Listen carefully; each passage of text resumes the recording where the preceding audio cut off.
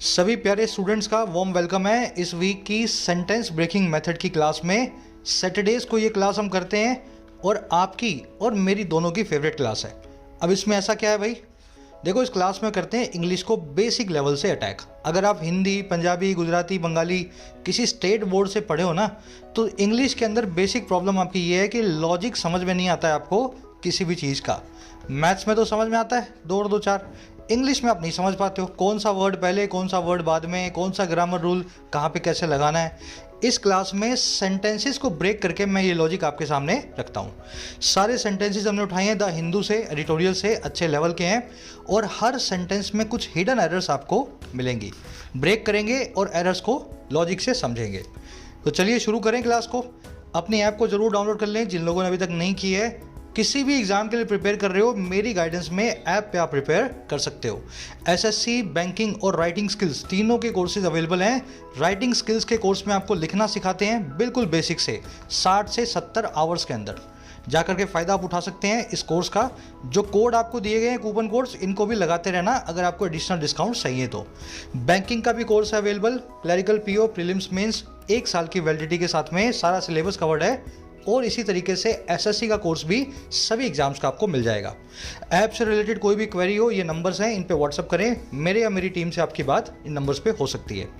चलिए first sentence अपना, अब देखो लॉजिक ही लगाना है। सेंटेंस अपने सामने है, हिडन एरर्स है बहुत सारी। पहले सेंटेंस को पढ़ेंगे फिर अपने एरर्स को ढूंढेंगे। India resorted to impose the world's most strident lockdown at the start of the pandemic 1.5 year ago. कह रहा है इंडिया रिसोर्ट टू कर गई। रिसोर्ट टू करना मतलब किसी काम पे उतर आना। तो इंडिया उतर आया किस पे भाई? लगाने पे, इंपोज करने पे दुनिया के सबसे कड़े, सबसे स्ट्राइडेंट लॉकडाउन को। और कब? पैंडेमिक की ही शुरुआत में, महामारी की बिगिनिंग में, eight the start of the pandemic. और ये काम हुआ था 1.5 साल पहले, 1.5 ईयर अगो। अच्छा तब क्या हो रहा था भाई?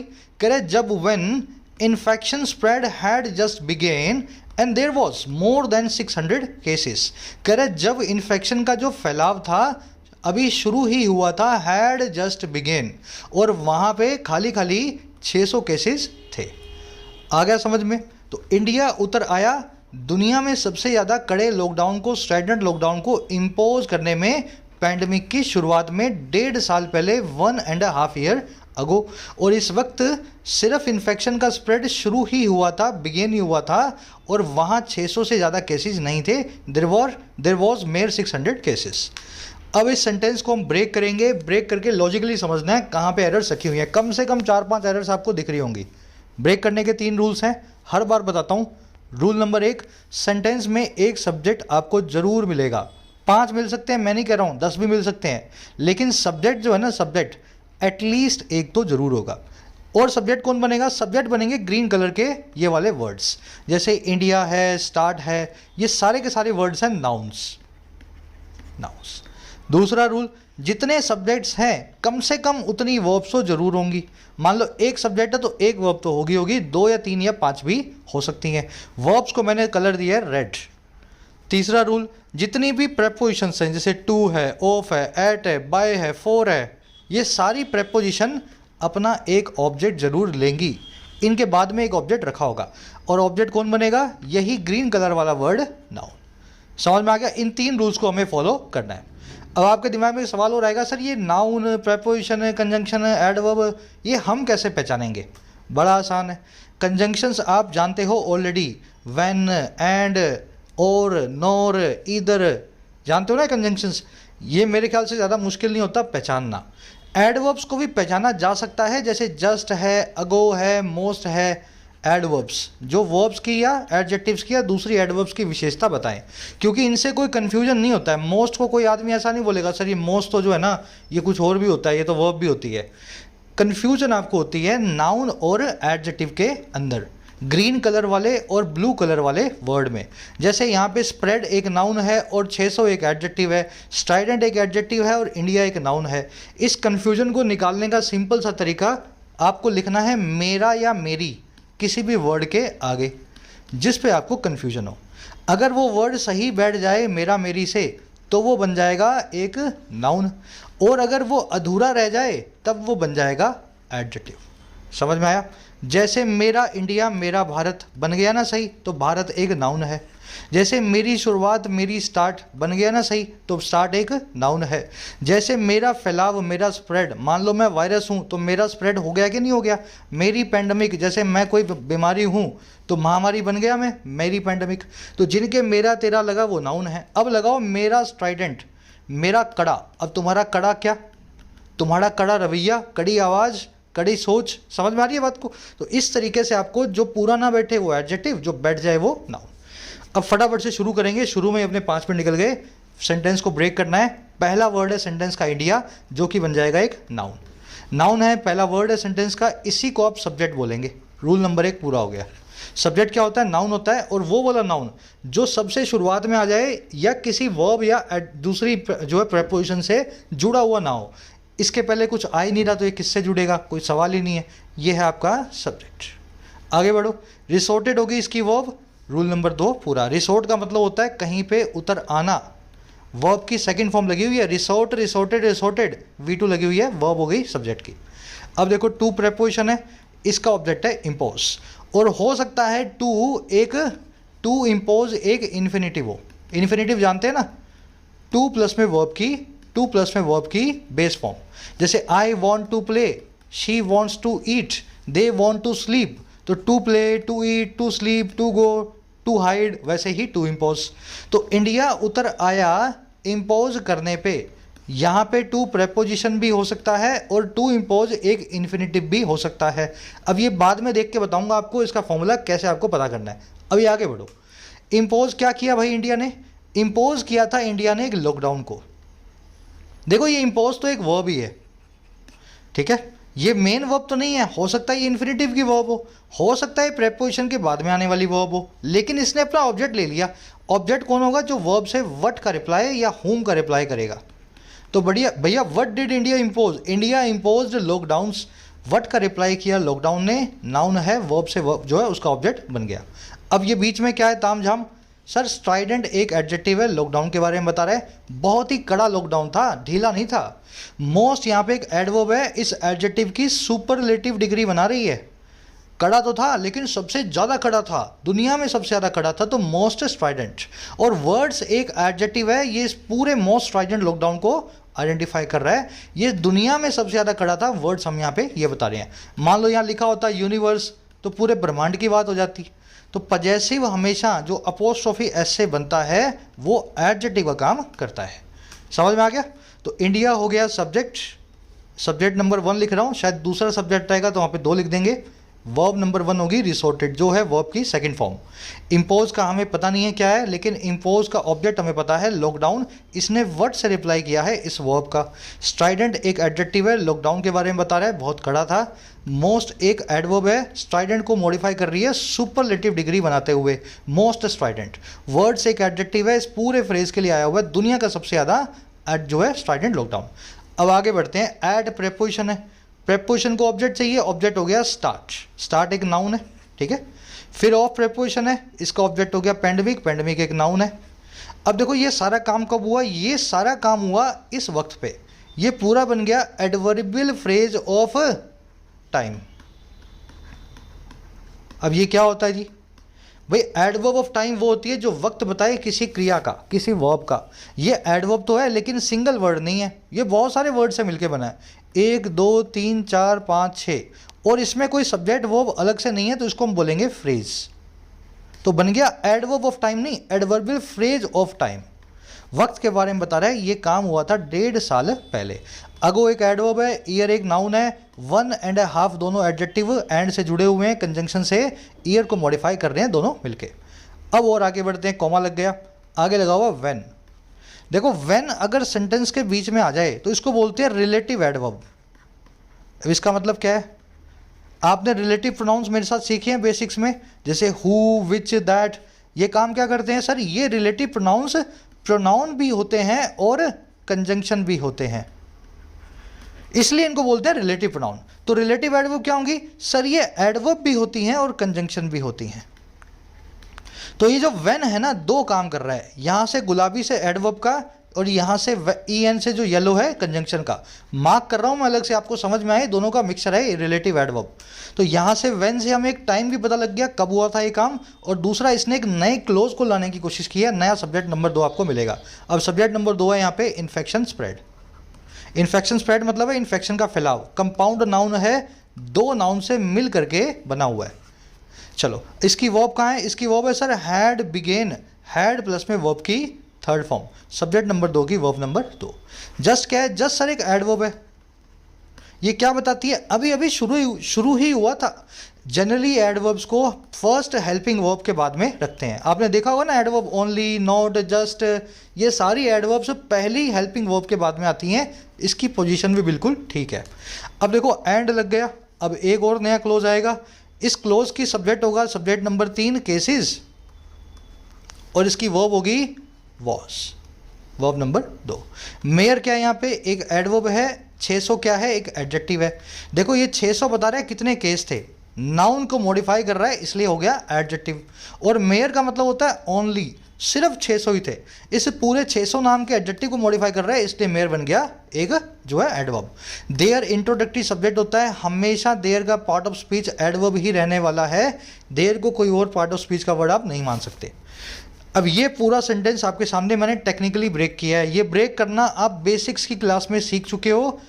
चैनल के होम पेज पे रखिए कंप्लीट इंग्लिश ग्रामर, वहाँ से जाओगे ये चीज़ें आप अच्छे से वहाँ से सीख जाओगे। अब इसको ब्रेक करने के बाद इसमें निकालनी है एरर्स। एक बार मैं रिपीट कर दूँ पूरे सेंटेंस के स्ट्रक्चर। इंडिया है सब्जेक्ट नंबर 1, वर्ब है इसकी resorted verb number 1। To infinitive का सस्पेंस है, हमें पता नहीं है, बस इतना पता है कि इम्पोज एक वर्ब है और इसका ऑब्जेक्ट है लॉकडाउन, क्योंकि इसने वर्ब से वट का रिप्लाई किया है। स्ट्राइडेंट एक एडजेक्टिव है, इस नाउन को मॉडिफाई कर रहा है। मोस्ट एडवर्ब है, इसका सुपरलेटिव डिग्री बना रही है, most intelligent, most Strident. Words एक एडजेक्टिव है, इस पूरे फ्रेज के बारे में बता रहा है, ऐसा लॉकडाउन जो दुनिया में सबसे ज़्यादा स्ट्राइडेंट था, ये एडजेक्टिव हो गया। एट प्रेपोजिशन है, ऑब्जेक्ट है स्टार्ट, ऑफ प्रेपोजिशन है, ऑब्जेक्ट है पैंडेमिक। अब देखो ये पूरा एडवर्बियल फ्रेज ऑफ टाइम है, अगो एडवर्ब है, ईयर नाउन है। ये नाउन 2 एडजेक्टिव से मॉडिफाई हो रहा है, दोनों एडजेक्टिव मिले हुए हैं एंड कंजंक्शन से। कंजंक्शन का काम ही होता है एक तरह के वर्ड्स को मिलाना। अब आया रिलेटिव एडवर्ब व्हेन, जिसके बाद में नया क्लोज शुरू होगा। व्हेन एक एडवर्ब भी है, एक जो है कंजंक्शन भी है। नए क्लोज की सब्जेक्ट है सब्जेक्ट नंबर 2 इन्फेक्शन स्प्रेड, उसकी वर्ब है हैड बिगन, वर्ब की सेकंड फॉर्म है ना, वर्ब की थर्ड फॉर्म, हैड प्लस में वर्ब की थर्ड फॉर्म। जस्ट एक एडवर्ब है, सब्जेक्ट और हेल्पिंग वर्ब और मेन वर्ब के बीच में आ रही है। एंड कंजंक्शन आई, लेकिन इस बार कंजंक्शन नए क्लोज को लाएगी। यहाँ पे कंजंक्शन ने 2 एडजेक्टिव्स को जोड़ा था, यहाँ पे नया क्लोज आ रहा है जहाँ पे सब्जेक्ट है केसेस, सब्जेक्ट नंबर 3, और वर्ब है उसकी वॉस, वर्ब नंबर 3। मेयर यहाँ पे क्या है, मेयर एक एडवर्ब है, 600 नाम के एडजेक्टिव को मॉडिफाई कर रही है। देयर एक इंट्रोडक्टरी सब्जेक्ट है, इसका सब्जेक्ट से कोई कनेक्शन नहीं है ये एक एडवर्ब, ये बताती है कहाँ पे ऐसा हुआ था। There was mere 600 cases. चलो अब एरर्स दिख रही हैं इसमें। सबसे पहली और सबसे प्यारी एरर कहाँ पे है सर, आपको एरर मिलेगी रिसोर्ट टू नाम के फ्रेज में। रिसोर्ट टू क्या होता है, ये सारे फ्रेज देख रहे हो ना, इनमें 2 आ रहा है, जो ये 2 आ रहा है जो, ठीक है 2, ये जो 2 है ना ये प्रेपोजिशन है। प्रेपोजिशन क्या होती है, टू, बाय, फॉर, फ्रॉम। देखो टू जो वर्ड है इंग्लिश में 2 काम करता है, प्रेपोजिशन बनने का और एक इन्फिनेटिव बनाने का। यहाँ पे टू प्रेपोजिशन भी हो सकती थी और ये उसका ऑब्जेक्ट भी बन सकता था, और यहाँ पे टू एक इन्फिनेटिव भी हो सकता था और इसके बाद में बेस फॉर्म बिल्कुल ठीक लगी हुई है। आपको पता करना क्या है कि टू कौन सी फॉर्म में लगा हुआ है, इस लिस्ट से आपको पता लगेगा। इस लिस्ट में जितनी भी जगह आप टू देख रहे हो, टू वहाँ पे प्रेपोजिशन है। Critical to, resort to, lead to, given to, linked to, restricted to. और कहने का मतलब है इन प्रेपोजिशन के बाद में, टू के बाद में आप नाउन या वर्ब की आईएनजी फॉर्म को यूज़ करेंगे। तो एज ए मीन्स टू के बाद में नाउन ही आएगा या आएगी वर्ब की आईएनजी फॉर्म जीरेंट। जीरेंट नाउन को रिप्लेस करने के काम आता है वर्ब की फॉर्म। अब देखो हुआ क्या यहाँ पे, इम्पोज नाम की वर्ब आपने रखी हुई है रिसोर्ट टू के बाद में। इस टू के बाद में एक नाउन आना चाहिए, नाउन तो आया नहीं। वर्ब रखी हुई है तो वर्ब को आईएनजी फॉर्म में चेंज कर दो और नाउन बना दो। आप लिखो रिसोर्टेड टू इम्पोजिंग। समझ में आ गया। तो ये सारी लिस्ट आपने मिस कर दी होगी, इसी वजह से एरर आपकी मिस हुई होगी। अब तरीका क्या है इस लिस्ट को याद करने का, देखो इनके बाद में नाउन सेट बैठ भी रहा है। ये प्रोजेक्ट मेरे लिए क्रिटिकल है, this project is critical to me. आ रही बात समझ में। वो गोलीबारी पे उतर आए, दे रिसोर्टेड टू गोलीबारी या फायरिंग। इनके बाद में मीनिंग के हिसाब से नाउन आ ही रहा है। समझ में आ रही है बात को? मैंने मर्डर करना एडमिट किया, I admitted to murdering the someone, murdering जो भी पर्सन है उस मर्डरिंग द विक्टिम बोल सकता हूँ। दो और दो बराबर होते हैं, 2 इज इक्वल टू 2। इस तरीके से अब इनके बाद में नाउन ही आएगा, आपके मीनिंग के हिसाब से आपको समझ में आ जाना चाहिए, है ना। After the infection I am immune to the virus, infection के बाद में मैं वायरस के सामने इम्यून हूँ। तो नाउन अपने हिसाब से मीनिंग से आ रहा है। एक तरीका तो है ये। दूसरा तरीका, आप इनको बार बार देखो, बार बार बोलो, समझो, पढ़ते हुए इनको देखो। कमिटेड टू, एडिक्टेड टू बहुत बार आएगा, oppose to, when it comes to, with a view to. उस तरीके से भी आप इनको एक एक करके याद कर लेंगे। स्क्रीनशॉट ले लो इसका, इसको बार बार रिफर करोगे, 2-4 महीने में एक एक फ्रेज आपकी जुबान पे होगा। तो पहली एरर आपने समझ ली। अब दूसरी एरर पे आते हैं। देखो, दो वर्ड्स हैं इंग्लिश में, स्ट्रिंजेंट और स्ट्राइडेंट। स्ट्रिंजेंट का मतलब होता है बहुत कड़ा, वेरी हार्श और रिजिड। स्ट्राइडेंट का मतलब होता है बहुत जोरों की आवाज़ वाला, जो आपके कानों को बहरा कर दे, वेरी लाउड। जैसे किसी ने आपको गालियाँ बकी ज़ोर ज़ोर से, तो वो स्ट्राइडेंट जो है आपके साथ में अब्यूसिव लैंग्वेज यूज़ कर रहा है। कोई बाहर ज़ोर ज़ोर से हॉर्न बजा रहा है, कहीं पे बहुत ज़्यादा ऑपोजिशन हो रहा है, कहीं पे कोई एसोसिएशन है, कोई वर्कर यूनियन है, ज़ोरों से नारे लगा रही है, तो ये सब स्ट्राइडेंट जो है ना, ऐसे काम हो रहे हैं। स्ट्रिंजेंट होते हैं कानून, स्ट्रिंजेंट होते हैं लॉकडाउन्स, जो बहुत हार्श या रिजिड होते हैं। तो दोनों वर्ड्स के बीच में डिफरेंस करना सीखें। सेंटेंसेस बनाते हैं कुछ। The minister has been facing stringent या strident criticism on his remarks. Minister face कर रहा है प्रेजेंट परफेक्ट कंटिन्यूस टेंस में ऐसे रिमार्क्स, ऐसे क्रिटिसिज्म को, ऐसी आलोचना को जो है उसके रिमार्क्स पे। अब ये आलोचना स्ट्रिंजेंट होगी या स्ट्राइडेंट होगी?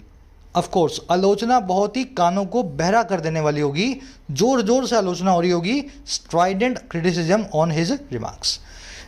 क्रिटिसिज्म जो है स्ट्रिंजेंट नहीं हो सकता, कड़ा नहीं हो सकता। वैसे कड़ा भी हो सकता है कहने का मतलब, लेकिन इंग्लिश में क्रिटिसिज्म, अपोजिशन को स्ट्राइडेंट बोलते हैं। बहुत ज़्यादा अपोजिशन जब होती है, क्रिटिसिज्म होता है, तो वो कानों को बहरा कर देने वाली होती है, स्ट्राइडेंट। वैसे ही lockdowns imposed by the government were stringent या स्ट्राइडेंट। जो लॉकडाउन सरकार ने लगाया था वो बहुत ही स्ट्रिंजेंट या स्ट्राइडेंट था। अब लॉकडाउन बहरा कर देने वाला होगा या बहुत कड़ा होगा? बहुत कड़ा होगा, तो यहाँ पे स्ट्रिंजेंट को यूज़ करोगे। तो जहाँ पे बहुत ज़ोरों की आवाज़ हो वहाँ पे स्ट्राइडेंट, जहाँ पे कड़ेपन की बात हो वहाँ पे स्ट्रिंजेंट। अगर ऐसा है तो इस केस में क्या लगाओगे सर आप? लॉकडाउन के साथ में क्या लगाओगे? आप लगाओगे यहाँ पे स्ट्रिंजेंट। Error number 2। अब आ जाओ तीसरी एरर पे। 2 दिन पहले एडिटोरियल में करवाई थी, कितने लोगों को पकड़ में आई बताना। मैंने आपको बताया था एक जो होता है ना, एक, वो हमेशा सिंगुलर होता है। जैसे 1 बॉय है, 1 बॉय, तो आप 1 बॉय लिखोगे, बॉयज़ नहीं लिखोगे। जैसे 1 स्टूडेंट है तो आप 1 स्टूडेंट लिखोगे, ना कि 1 स्टूडेंट्स, ऐसा नहीं लिखोगे। लेकिन जैसे ही आप एक से थोड़ा सा आगे बढ़ते हो, जैसे आप 2-3 पे आते हो, तो चीज़ें प्लूरल हो जाती हैं। जैसे मैं लिखूंगा 2, तो मैं लिखूंगा 2 बॉयज़, 2 गर्ल्स, है ना। लेकिन कन्फ्यूजन ये है कि सर 1 और 2 के बीच में क्या करें? मान लो 1:30 आ जाए, 1:15 आ जाए, 1:45 आ जाए, तो सिंगुलर माने या प्लूरल माने? अब देखो इसका सिंपल सा जवाब है, एक से ऊपर हर चीज़ प्लूरल है। चाहे 1:15 है, चाहे 1:30 है, 2 तक का वेट नहीं करना है, 1:15 पे ही जो है प्लूरल हो गया। मैं तो बोलता हूँ 1.00001 पे भी चीज़ें प्लूरल हो जाती हैं। मतलब इंग्लिश का ये कहना है, एक से ऊपर हर चीज़ प्लूरल है। अब ये जो आप 1:30 लिख रहे हो, 1.5, 1.5 लिख रहे हो, इसके बाद में ईयर सिंगुलर आएगी या प्लूरल आएगा? सर ऑफ कोर्स प्लूरल आएगा। 1.5, 1.25, तो यहाँ पे लिखोगे ईयर्स। Error number 3। आ गई बात समझ में? अब चले आगे एरर नंबर 4 को पकड़ें। चलो, एरर नंबर 4 ऐसी है जिस पे ज़्यादातर बच्चे कंफ्यूज हैं, बिगिन नाम की वर्ब पे। 2-3 वर्ब्स लिख रहा हूँ मैं। एक तो है कम, एक है बिगिन, एक है रन। सबको इनकी V1, V2, V3 पता है, जो थोड़ी बहुत प्रिपरेशन कर रहे हैं। लेकिन वो ये भूल जाते हैं कि हैड के बाद में बिगिन जो है ना, वो V2 है, V3 नहीं है। बिगिन की V1, V2, V3 क्या होती है? फर्स्ट होती है बिगिन, शुरू होना, सेकंड होती है बिगेन, और थर्ड होती है बिगन, बिगन। समझ रहे हो ना? वैसे बोलने में तो याद है आपको, लेकिन जब इस्तेमाल करते हो तब आपको बिगेन जो है ना V3 लगती है। तो ये हैड बिगेन गलत है, इसके बाद V3 लगाओ, हैड बिगन लिखोगे, इस ए को बिगन में चेंज कर दो यू के अंदर। ऐसे ही कम में भी है, कम, कम, केम, और फिर कम। तो ही हैज़ कम अगर मैं ऐसा लिख दूं तो स्टूडेंट पूछेंगे सर केम क्यों नहीं आया? ही हैज़ केम। अरे केम तो V2 है, V3 तो कम ही होती है। वैसे ही run ran run, run ran run, अगर आप लिखो शी हैज़ रन अवे, वो भाग चुकी है, तो आप बोलोगे सर रैन क्यों नहीं आया? रैन इसलिए नहीं आएगा, रैन V2 है, V3 रन ही होती है। तो ये 3 वर्ब्स का ध्यान रखना, जो बिगिनर्स हैं इनमें बहुत मिस्टेक करते हैं। तो हैड बिगन लिखोगे V3, एरर नंबर 4। अब लास्ट एरर देख लें, चलो सेकंड लास्ट देखते हैं, लास्ट नहीं है। देयर हमेशा एक जो है एडवर्ब होगा, इसके बाद में जो वर्ब रखी होगी उसका इससे कोई भी कनेक्शन नहीं होगा। वर्ब सिंगुलर है ये प्लूरल है ये बताएगा उसके बाद में आने वाला नाउन। अगर देयर को आप एडजेक्टिव अगर सब्जेक्ट मान लोगे ना तो आपके दिमाग में कन्फ्यूजन बहुत सारी होंगी। जैसे देयर वॉज या वर अ किंग, एक राजा हुआ करता था, देयर वॉज या वर अ किंग। अब यहाँ पे वर्ब चूज़ करनी है, देयर के हिसाब से नहीं, किंग के हिसाब से चूज़ करोगे जो इसके बाद में रखा हुआ है। तो यहाँ आप लिखोगे देयर वॉज अ किंग, है ना, वर नहीं आएगा। वैसे देयर वॉज या were many animals in the jungle, जंगल में बहुत सारे एनिमल्स थे। अब यहाँ पे एनिमल्स के हिसाब से आप लगाओगे were, there were many animal in the jungle. There से कोई कनेक्शन नहीं है वर्ब का। वैसे ही द वर्ल्ड नीड या needs multiple alternatives to crude oil, दुनिया को कई ऑल्टरनेटिव्स की ज़रूरत है, विकल्पों की ज़रूरत है क्रूड ऑयल के सामने। तो ऑल्टरनेटिव्स के हिसाब से आप लगाओगे नीड, द वर्ड नीड, ऐसा ही लिखेंगे ना। अरे भाई देयर नहीं लगा हुआ है यहाँ पे, ये जो बाद वाला फॉर्मूला लगाते हो ना, वर्ब के बाद में सब्जेक्ट, वर्ब के बाद में सब्जेक्ट, जब देयर लगाओ तभी करना है। यहाँ पे सब्जेक्ट वर्ड है, देयर से शुरू हो रहा हो तो वर्ब के बाद में सब्जेक्ट रखा होता है, लेकिन सब्जेक्ट अगर देयर ना हो, सब्जेक्ट रियल में आया हुआ हो, तब ये पंगे नहीं लेने हैं। वर्ड की वर्ब आएगी needs, the word needs multiple alternatives. Confusion मेरे ख्याल से क्लियर हो चुकी है। चलो तो यहाँ पे क्या करना है, अब देयर वॉज लिखें या मेयर 600 केसेस वर लिखें, देयर वर। अब एक एरर और है, ये हो गई चौथी या पांचवी। अब लास्ट एरर और देख लेते हैं, ये प्यारी एरर है, थोड़ी सी एडवांस्ड भी है। अ मेयर और मेयरली के बीच का फ़र्क, ट्रिक बताऊंगा लास्ट में, पहले पूरा कॉन्सेप्ट समझ लो। देखो दोनों का मतलब है महज या ओनली या केवल, ठीक है। अ मेयर और मेयरली की जगह आप जस्ट लगा दोगे ना, जस्ट या ओनली भी लगाओगे तो भी सेंटेंस आपका बिल्कुल ठीक है। इसीलिए राइटर क्या करते हैं, अ मेयर और मेयरली में कन्फ्यूजन होने की वजह से इनको यूज ही नहीं करते। चाहे अ मेयर लगाना हो चाहे मेयरली लगाना हो, वो ओनली लगा के चुपचाप आ जाते हैं, लेकिन पेपर में आपको इन दोनों में कन्फ्यूजन मिलेगी। अब देखो फ़र्क क्या है इन दोनों में। अ मेयर और मेयरली एक ही बात है अगर एडवर्ब फॉर्म में बात की जाए तो। बस अ मेयरली मत लिखना और मेयर को अ के बिना मत लिखना, समझ में आ गई बात। अ मेयर और मेयरली एक ही बात है एडवर्ब फॉर्म में, जब इनको एडवर्ब फॉर्म में यूज़ करना हो तब इनकी स्ट्रक्चर यही होगी। लेकिन अ मेयर जो ना, अ मेयर एक एडजेक्टिव भी है, मेयरली एडजेक्टिव नहीं है। अगर एडजेक्टिव चाहिए हो तो मेयरली को कभी भी यूज़ नहीं करेंगे। अब कई चीज़ें मैंने आपको बता दी, ये नीचे ट्रिक भी लिखी हुई है, एक बार कुछ क्वेश्चन सॉल्व करेंगे। कंपनी नीड्स अ मेयर या मेयरली 200 रुपीज़, कंपनी को सिर्फ 200 रुपयों की ज़रूरत है, ठीक है। अब अ मेयर या मेयरली की जगह ओनली लगा सकते थे, जस्ट भी लगा सकते थे, पर हमें तो इनको चूज़ करना है दोनों में से एक। तो पहले देखो क्या लिखा हुआ है यहाँ पे, 200। 200 क्या है, एक एडजेक्टिव है, इसके लिए चाहिए एक एडवर्ब। आप चाहो तो यहाँ पे अ मेयर लगा दो और चाहो तो आप मेयरली लगा दो, दोनों एक ही बात है। गलत पता क्या होता है, ऐसा लिखा हो मेयर 200 रुपीज़, या ऐसा लिखा हो अ मेयरली 200 रुपीज़, दोनों ही यहाँ पे सही है, बोथ आर राइट। अगले में देखो, अ मेयर या merely words without any action will not help you reach your destination. खाली खाली या केवल जो वर्ड्स हैं, शब्द हैं, बातें हैं, बिना किसी एक्शन के, बिना किसी हरकत के, वो आपको मदद नहीं करेंगी आपकी मंजिल तक पहुंचने में। देखो वर्ड्स क्या है, एक नाउन है, नाउन से पहले क्या आता है, एडजेक्टिव आता है। भाई मेयरली तो कोई एडजेक्टिव है ही नहीं इंग्लिश में, करें क्या, अब यहाँ लिख दो अ मेयर। बात आ गई समझ में। एडजेक्टिव फॉर्म के अंदर अ मेयर को मेयर भी बोलते हैं, अ की जरूरत इसके सामने नहीं है। अ मेयर तभी लगाएं जब नाउन सिंगुलर हो, अगर नाउन प्लूरल है तो लिखे मेयर वर्ड्स। समझ में आ गई। मान लो यहाँ पे वर्ड होता वर्ड, तो मैं अ मेयर नहीं मैं लिखता अ मेयर, और यहाँ पे वर्ड्स है वर्ड्स, तो अ को निकाल दो। एडजेक्टिव फॉर्म में ये अ मेयर होता है सिंगुलर के लिए, मेयर होता है खाली बिना के जो है प्लूरल के लिए।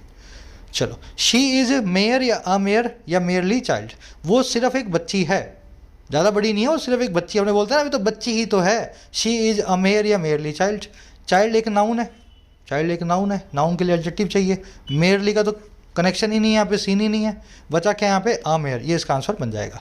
अ जरूर लगाना, चाइल्ड अकेला है, यहाँ पे मान लो चिल्ड्रन लिखा होता, यहाँ पे लिखा होता दे, वहाँ पे लिखा होता आर, तो आप बोलते दे आर मेयर चिल्ड्रन, फिर अ को लगाने की ज़रूरत नहीं थी। नीचे ट्रिक क्या है, अ मेयर और मेयरली बराबर हैं जब नाउन से पहले कोई नंबर आ जाए और ये एडवर्ब का काम करें, और अ मेयर के साथ में नाउन आता है सिंगुलर में और मेयर के साथ में नाउन आता है प्लूरल में, एडजेक्टिव फॉर्म मेयरली की नहीं होती।